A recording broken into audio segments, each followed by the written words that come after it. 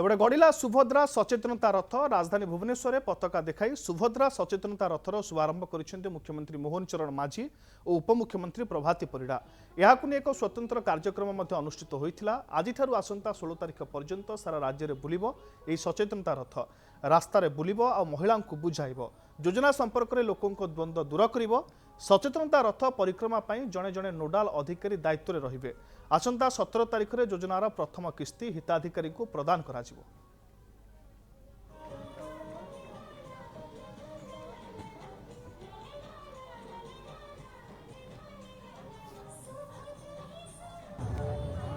ओडिशा रे महिला मानकु सशक्तकरण करिबा पई महिला मानकु आर्थिक क्षेत्र में अधिक सशक्त करिबा पई जो सुभद्रा योजना कार्यकारी हेबा पई जाउअछि आगामी सेप्टेम्बर मास 17 तारिख रे आउ सेथि पई आज एक गणेश चतुर्थी शुभ अवसर रे सुभद्रा रथ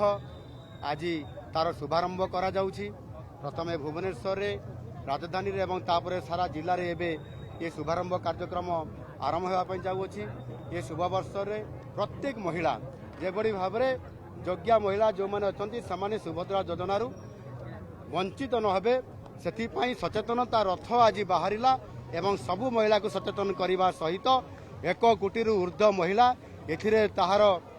ए सुभद्रा योजन अंतर्भुक्त होकर से लाभवान हेबे एवं महिला माने सशक्तिकरण हेबे ओडिशार आर्थिक स्तर में एक विराट परिवर्तन हब से ये सुभद्रा योजना को सचेतन करवाई एवं सचेतनता रथ आज बाहरी सुभद्रा योजनार सचेतनता रथ माननीय मुख्यमंत्री हाथ में भुवनेश्वर रे आरंभ है समग्र जिले रे आज मंत्रिमंडल सदस्य विधायक एमपी माने एवं जिलापाल मानक द्वारा उद्घाटित हब प्रति ब्लॉक रो प्रति घर को ये सचेतनता रथ महिला सशक्तिकरण वार्ता नहीं जीव जहा निर्वाचन पूर्वरु भारतीय जनता पार्टी रो संकल्प थिला प्रधानमंत्री नरेंद्र मोदी को ग्यारंटी थिला